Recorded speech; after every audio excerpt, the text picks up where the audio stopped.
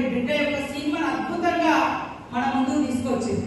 అవునా, మాకు ఈ హక్కులు ఉంటాయా అని ఎంతో మందికి ఈ సినిమా ప్రేరణగా నిలిచింది. కానీ అలాంటి సినిమాలను ప్రోత్సహించలేదు. అలాంటి వాళ్ళకి అవార్డు రాలే జైవీం సినిమా లాంటి వాటికి. కానీ ఇవాళ పోలీస్ అధికారులు చట్టబద్ధంగా ఉండేటువంటి డ్యూటీలో ఉంటారు.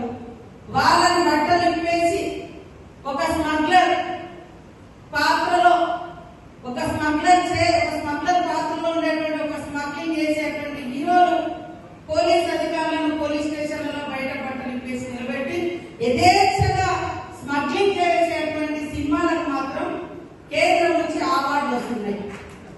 ఏం చేయాలి? ఇలాంటిదేనా మీరు ప్రోత్సహించేది? ఏ సినిమాను మేము గౌరవిస్తాం.